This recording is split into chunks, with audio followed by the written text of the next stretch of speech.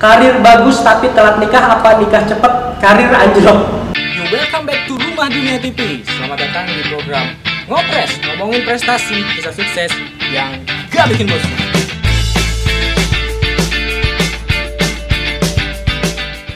Halo sahabat Rumah Dunia TV, ketemu lagi bareng gue Daru Pamungkas di program Ngopres, ngomongin prestasi, kisah sukses yang gak bikin bosi. Nah, di episode Ngopres kali ini gue akan mewawancarai salah satu perempuan muda, cantik dan berkarir bagus di dunianya, asik.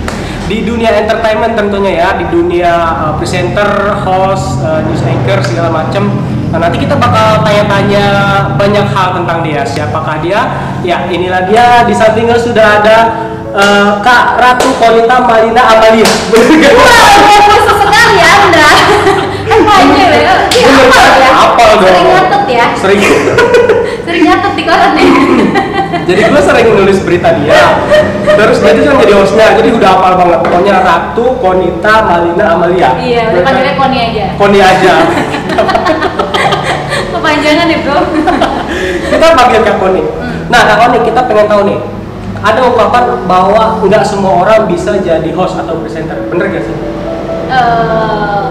Kalau dulu ya, mungkin kalau sekarang bisa aja. Bisa aja ya. Bisa aja. Kadang orang kan susah tuh di depan kamera mau ngomong, biasanya kalau di sama gini kan enak nyantai nyelok, ketika ada kamera tiba-tiba jadi gagap gimana iya, gitu. iya. Itu apa sih tipsnya biar nggak gagap di depan kamera? Tipsnya, anggap aja kita lagi ngobrol aja ya kayak gini gitu kan. Kalau dulu pertama kali banget ngelihat kamera segede gaban. Oh gitu. Gak gede, kamera gede gitu kan, yang emang bener-bener kamera TV gitu kan.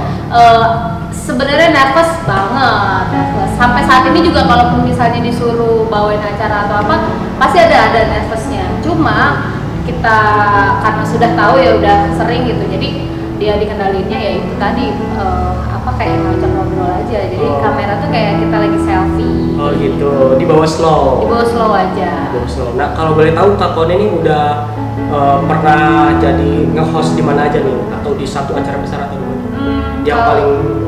Kalau nge-host paling acara besar ya itu Bintang San.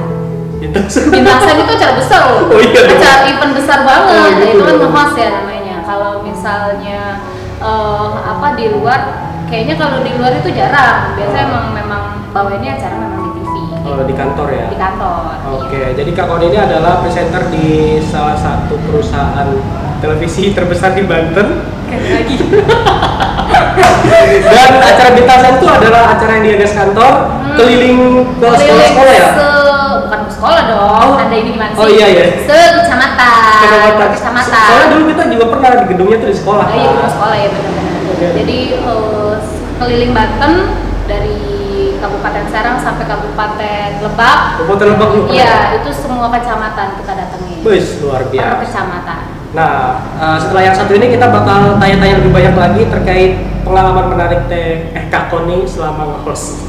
Oke, kita saksikan setelah yang satu ini. Sepatu lusuh, ransel berdebu, jalanan basah, balada Siroy. Dapatkan di seluruh toko buku Gramedia di Indonesia. Segera difilmkan.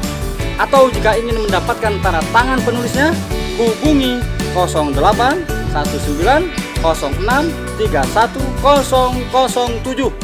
Oke, nah kita tanya lagi nih Kak Koni. Selama jadi host, tentu sering ketemu banyak narasumber, baik itu dari gubernur sampai orang biasa. Nah, pernah ada pengalaman menarik selama wawancari orang-orang hebat? Ini jadi apa nih, reporter? Kalau jadi reporter, pengalaman yang luar biasa yang gak pernah dilupain itu adalah mewawancarai menteri. Oh, menteri apa? Menteri apa tuh namanya? Pokoknya Bapak Sofyan Djalil itu menteri pertanahan gitulah, pokoknya kayak BPN gitu ya, PN kalau nggak salah.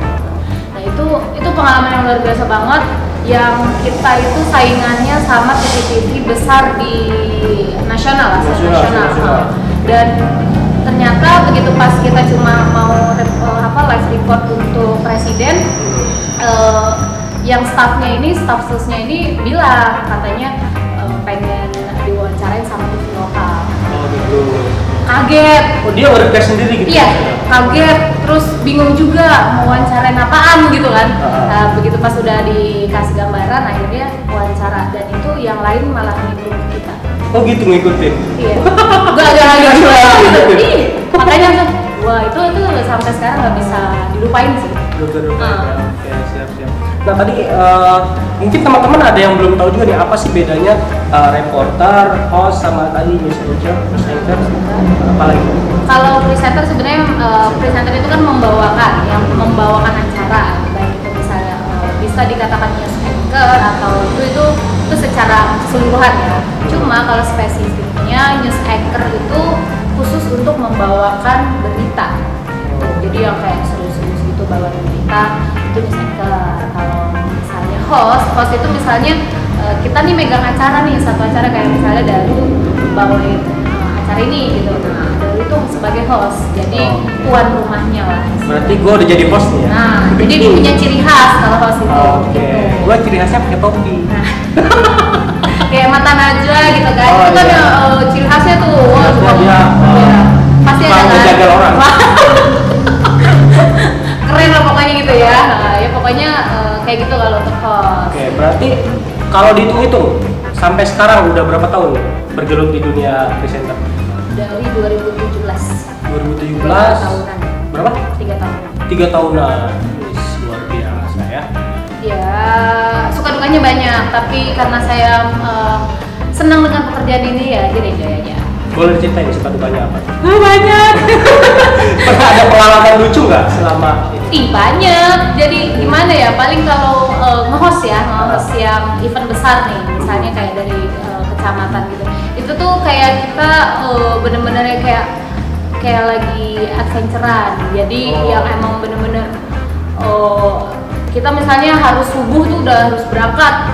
Subuh udah berangkat. Nyampe itu harus jam 7:30 atau jam 7 tuh udah nyampe gitu kan. Ya itu berburu-burunya lah, bawa ada yang ketinggalan segala macem, terus ya kadang tidurnya juga kan kita emang harus di lokasi, apalagi perempuan itu repot banget pokoknya. Kalau sampai nginep harus nginep. Sampai mau mandi juga bingung di mana.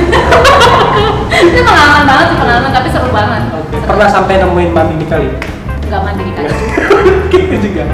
Nggak mandi di kali sih, mandi di rumah orang. Mandi di rumah orang ya. Oke, jadi emang untuk menjadi seorang presenter tuh disiplin sangat diperlukan banget ya. Disiplin waktu, tepat waktu. Benar, sebenarnya semua pekerjaan itu memang harus disiplin ya. Harus waktu itu memang harus benar-benar dijaga. Cuma kalau misalnya kita yang namanya di televisi itu mainnya durasi. Jadi kalau misalnya durasi kita telat ya durasinya kepotong. Nah, itu jadi ikut melambat semuanya. Merugiin semuanya. Oke, karena kerja sama tim salah satu yang telat udah orang itu. Iya. Oke, siap. Nah, selanjutnya tips atau cara untuk jadi presenter handal ala Tekoni. Apa aja nih? Sebenarnya gue juga masih belajar ya. Masih belajar dan akan terus belajar karena memang menjadi presenter itu kalau menurut gue sendiri itu susah, walaupun sampai sekarang pun masih harus belajar. Yang pertama sih tipsnya ya kitanya tenang saat di depan kamera, saat dengan narasumber tenang. Jadi menguasai apa yang misalnya kayak kita lagi bawain kayak gini acara, nah itu kita menguasai yang ada di sekitar lingkungan. Kayak misalnya gue bawain acara makan. Nah itu awal-awal memang deg-degan, tapi lama-kelamaan anggap aja kita lagi makan, tapi kita sambil ngobrol sama teman misalnya. Oh gitu, jadi kamera itu kita anggap teman? Iya. Oke. Next selanjutnya? Kalau apa ya, kayak paling itu ya, tenang itu yang memang udah ini sih, dan kita menguasai yang namanya ya wawasannya emang harus benar-benar luas banget. Jadi kita sebelum kita tag misalnya gitu, jadi misalnya musyaker atau apa, kita harus pelajari dulu. Oke, harus baca ulang. Iya, harus apa nih temanya gitu. Jadi biar nggak salah. Supaya ketika di tag kemudian nggak gagap dan nggak salah. Iya benar. Nggak buru-buru, nggak yang kalau buru-buru biasanya misalnya bawain berita buru-buru itu pasti ada yang salah. Kalau ada yang salah itu gimana? Kalau ini apa salah penyebutan angka misalnya 82 malah 28 misalnya gitu. Di penekanan langsung kita ngomong 82. Ulangan. Oke, ya itu dia tadi. Kita masih ada banyak yang pengen kita tanyain nih. Semakin seru obrolan kita bareng Kak Koni setelah yang satu ini. Bingung ngurusin politik? Bingung ngurusin kehidupan? Nah, biar lebih segar dan berenergik, jangan lupa minum gula aren Assalam. Bisa didapatkan langsung lewat kontak 081 9111 96220. Jangan lupa minum gula aren. Oke, nah kita penasaran nih sama Kak Koni. Apakah menjadi seorang presenter itu cita-cita dari kecil atau memang mengalir aja? Mengalir aja sih. Oh gitu. Jadi awalnya itu dulu masih kecil banget, lalu aku pengen jadi polisi. Oh, mungkin jauh banget ya dari polisi ke presenter. Jadi polisi, udah gitu ya namanya kalau anak-anak kan berubah-berubah ya. Terus jadi pengen apa ya, cita-cita terakhir itu pengen jadi penulis sebenarnya. Oh gitu. Ya sebenarnya pengen jadi penulis pede banget, padahal nulis juga masih belajar, kan belepotan gitu. Tapi ya akhirnya memang sebenarnya kesampaian sih. Kesampaian itu penulis itu kan bukan hanya di buku ya. Tapi ternyata penulis kalau yang sekarang ini karena bisa beragam banyak hal. Iya, karena memang gue bawain acara makan dan gue yang nulis sendiri, terus berita pun kadang gue nulis sendiri gitu. Nah, itu kan juga sebagai penulis. Sebagai penulis kan? sama. Cuma memang bedanya ada visualisasinya. Gitu. Jadi kan kita kita up jadi tayangan. Nah kalau dunia, berarti kalau ingin jadi penulis sempat punya pengalaman belajar nulis kah atau apakah? Oh pernah belajar nulis itu sebenarnya dari kecil seneng kayak mengarang atau bikin cerpen atau kayak gitu. Cuma yang dulu pernah meng-up gua itu sampai kayak gini, pertama dari keluarga otomatis ya, tapi dari luar itu ada almarhum guru bahasa Indonesia yang ngeliat tulisan gue itu katanya bagus katanya, gitu pas langsung aja katanya langsung di koran gitu. Oh gitu. Nah udah dari situ akhirnya ketemu lagi sama yang sama orang yang ngedampinginnya lagi itu. Dulu kan yang megang koran zaman dulu itu kan Pak Fauji ya. Pak M.W. Fauji. Nah, sama beliau juga belajar gitu. Akhirnya lama-lama ngirim cerpen, entah gue juga mikirnya nggak tahu deh itu cerpen gue dinaikin apa enggak, yang jelas gue belajar aja udah. Ngirim dulu ke Pak Fauji itu. Disemangatin alhamdulillah. Jadi memang pertama sih ya itu gue bersyukur banget sama orang-orang yang udah ngajarin gue sampai sekarang ini. Almarhum gue Pak Rohman Indonesia yang meng-up sampai akhirnya sampai sekarang lah bisa. Oh ternyata tulisannya itu.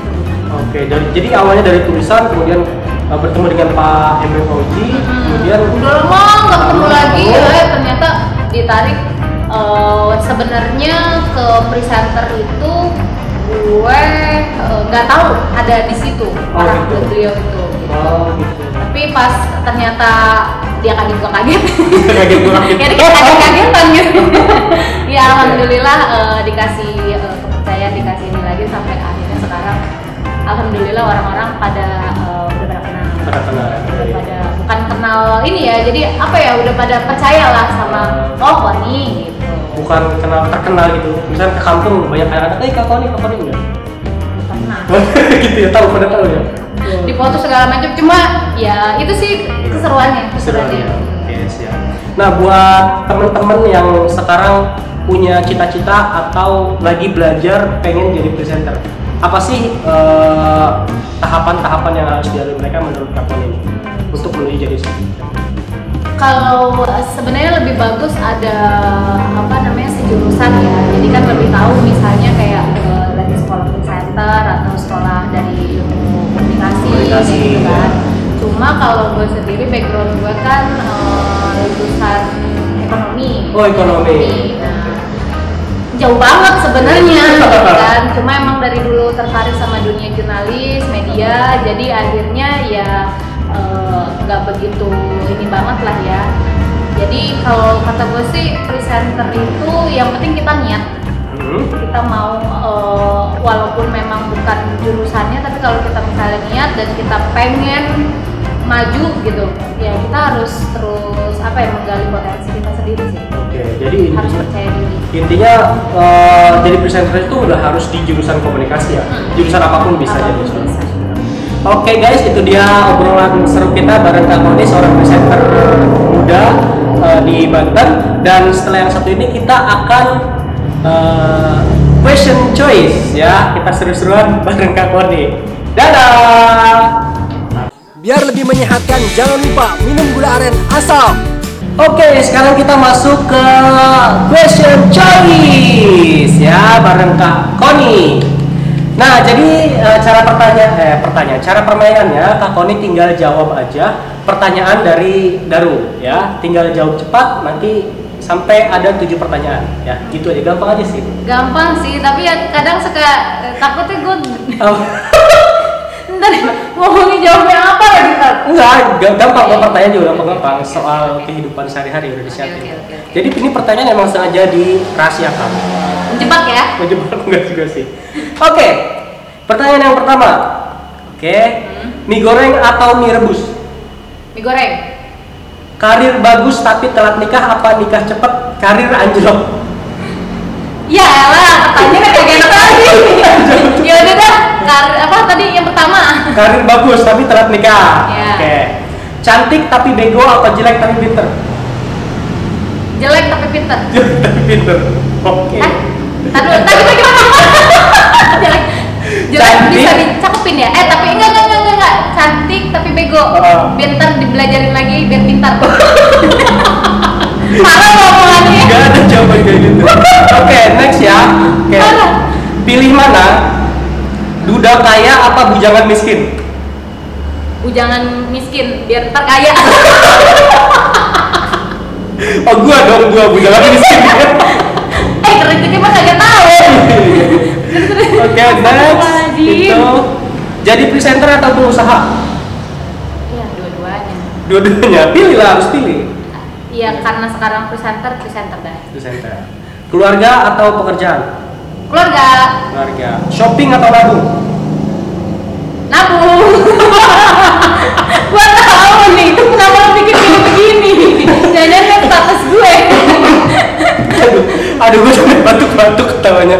Seru banget. Oke, itu dia tadi question choice bareng Kak Koni. Terima kasih luar biasa, udah kita cukupin aja sampai di sini. Terima kasih buat teman-teman yang udah nonton Ngopres ya di Rumah Dunia TV. Salam literasi. Salam literasi. Dadah.